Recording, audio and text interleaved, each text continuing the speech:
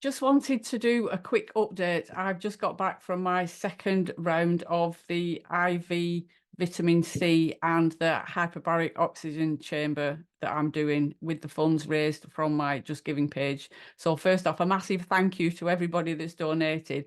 We've managed, I think we're up to 3,700 and something at the moment, and 3,000 of that is being used for this first batch of treatment that I'm doing, which is IV vitamin C. That's £180 per go, and the hyperbaric oxygen chamber is £55 a go. So I paid for this week and that was £705, and I'm doing that for 4 weeks. So it works out at just under £3,000.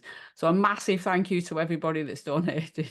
But also, why did you do that? Because this is not easy.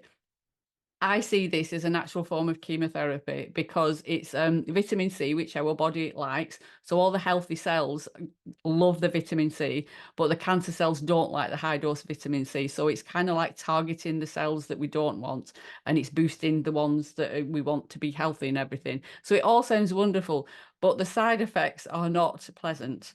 And I've had 2 goes at it now. I went Monday and today's Wednesday, so I did it then, and they were exactly the same. So I'm presuming that that's how it's going to be. So starts off feeling okay. I'm getting good now. The cannulas don't bother me or anything. Sit there 5 minutes in, and I start to shiver. I start to go really cold, which is one of the symptoms. And then it just goes from bad to worse. So I kind of zone in and zone out. I feel lightheaded. I feel dizzy. I've got a massive headache right between my eyes. My eyes are kind of bulging and everything. But one of the weirdest things is that everything goes yellow. It's like somebody's dropped a yellow filter in front of my eyes and everything goes yellow. And I start to do a bit of tripping. I'm trying to have conversations with people and my words are a bit all over the place and everything, and it's full on. It takes probably about 20 minutes, half an hour of going through that. But then it doesn't last long. Then I go into the hyperbaric oxygen chamber. It takes 15 minutes to get up to pressure. Evidently it's 3,000, I found out today. And then an hour in there, and it takes 15 minutes to come back down from heavy altitudes or pressure or whatever it is.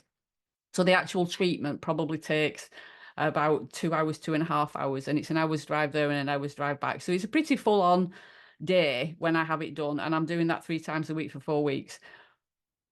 But I'm doing this for a reason. The surgery went well. They took out Larry the lump and one of my lymph nodes that also had cancer in it. So they've offered me chemotherapy again, which I don't want to do while I'm feeling as well as I am. I'm going to save that for later on in the journey. So this is my natural version of chemotherapy that I'm doing.